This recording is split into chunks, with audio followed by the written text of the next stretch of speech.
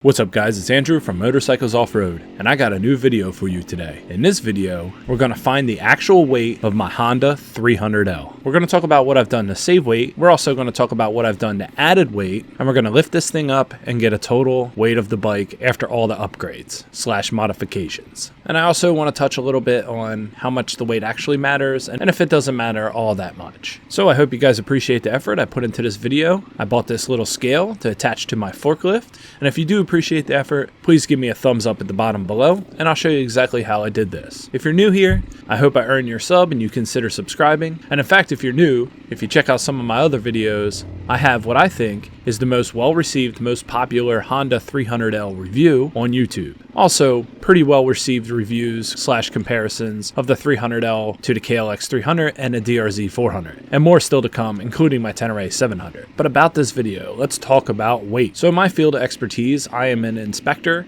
non-destructive, radiographer, ultrasound technician, all of that. I inspect bridges, amusement park rides, chemical plants, nuclear plants, you name it. I do weld inspection and structural inspection. One thing that allows me to do is have certain advantages for testing, including radiography, but also something as simple as having a forklift. Periodically, customers drop off pipes or heavy plates, vessels that we have to inspect, and sometimes they need us to hold it overnight. So we got this good old-fashioned, but still strong, because they don't make them like they used to, forklift. And I bought this little scale off Amazon. It says it's accurate up to 660 pounds. So my plan is to connect a couple straps to the bike and pick it up with the forklift. We're going to weigh the actual straps themselves, and we're going to see how much the bike weighs minus the strap weight. Now, one thing I have to say about weight of these bikes is it's very deceptive, because how the bike is balanced, like, just think about this for a second. From an engineer's standpoint, if you change the degrees in the forks just a little bit, you lengthen, shorten the vehicle, you put the weight distribution at a certain percentage to the front and rear wheel, maybe lower, the bike feels completely different. That should be obvious to anybody that understands any bit of physics or weight distribution.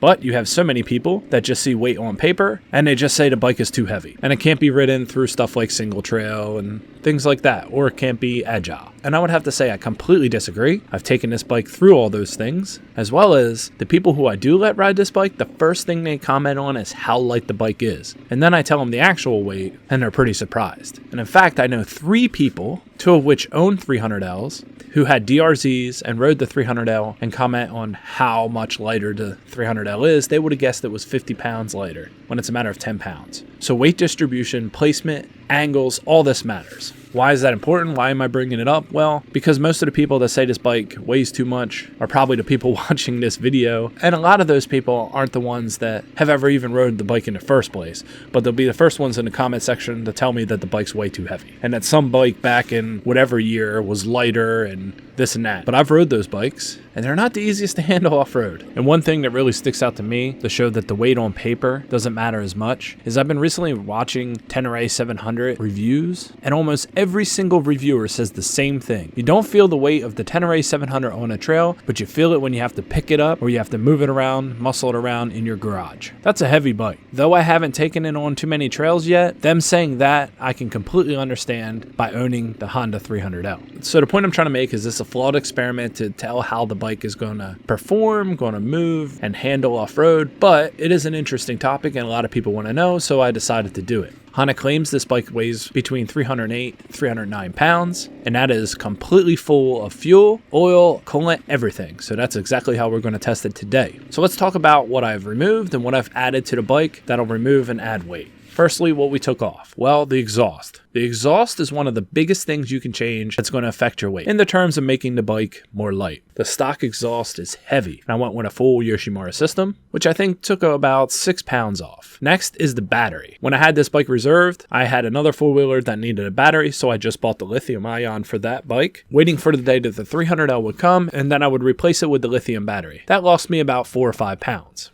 Next, I changed the sprocket, which was probably a half a pound. I have to go back and look at the pictures to know for sure, but it wasn't much. And the bars, which were about a half a pound. I also don't have passenger foot pegs, but they weigh basically nothing. They're aluminum. When you look at what I added to the bike, the biggest thing that a lot of people do is they start doing this mental math of all these things they changed on their bike, and they never could take into consideration the things they added to a bike. I've seen it in the comments. I've seen plenty of people do it. But the biggest thing you can add to your bike that's going to add weight that everyone does is aftermarket tires and tubes. That is a huge weight increase. Stock tires are made to be light, feel good on test rides, terrible off-road, but they weigh nothing. They're paper thin. And then you also have your tubes, which are basically like eggshells. Let's say they're like 1 mil. And the aftermarket tubes that we put in so that you don't tear, rip, are about 3 mil. Now, I didn't weigh the stock tubes I took out of this bike, but they were light. Let's say like 1 or maybe 2 pounds. And the heavy duty, ultra thick tubes that I put in this bike weighed, well, at least online, they say 4.1 pounds each. So each tube undid my battery. Then on top of it, I'm running a thick Pirelli up front and a Michelin AC10 in the rear, which also will add weight. I'm running a plastic skid plate, which is about 3.5 pounds. I weighed that. And also brush guards, of course, which actually undid the weight of the aluminum bars and added another half pound on top. So those are all the changes I've done. I haven't noticed the feeling in the weight change one way or the other. Oh, also, I don't know if I mentioned, but I did add a Pro Taper X-Ring chain, which was much more heavy than the original O-ring stock chain. So yeah, there's a lot of things I added to this bike to make it more durable, to make it more reliable, and just make it a cooler bike. But what kind of difference did that make when you add stuff like tires, skid plates, all that addition added to the bike? Well, we're going to find out. So here's what I decided to do. I decided to take 2 straps, put one on each swing arm side, making sure not to pinch anything, and then one underneath the triple clamps. Not the bar itself, but the triple clamps itself, which I know each strap is going to be supporting about 75 pounds, and the triple clamp itself is going to be supporting 150, which is completely fine for this bike. I'm going to lift the load nice and slow, and nothing should get hurt. I mean, if you ever pulled your bike out of a mud pit, then you're putting more exertion than 150 pounds, let alone on the heavy part of the triple clamps anyway. Before I do this, I just want to take a guess of what I think this bike should weigh, and after everything I've said, what do you guys think the bike should weigh? Let me know in the comments below, because I'm about to lift it. My guess, it should weigh about 300 pounds, plus or minus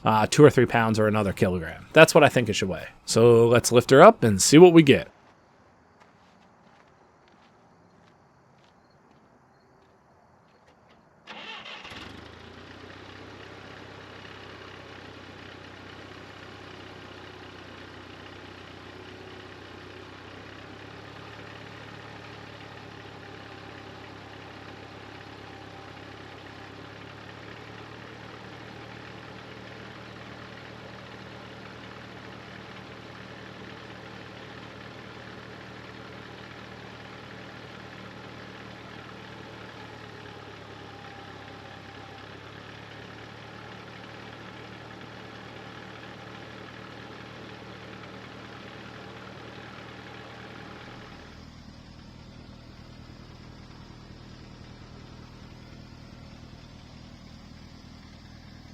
Okay, so I went into lifting this thinking it's going to be about 300 pounds, and when I finally got the lift done, it's completely suspended, and we're back up to 308 pounds. So basically, everything I put on this bike, the light in the bike, was outdone by the skid plate, the hand guards, the tires, and the tubes, and the chain, of course. So all that counteracted all the weight I took away from the bike, and now we're back at stock weight. It's just crazy how this turned out.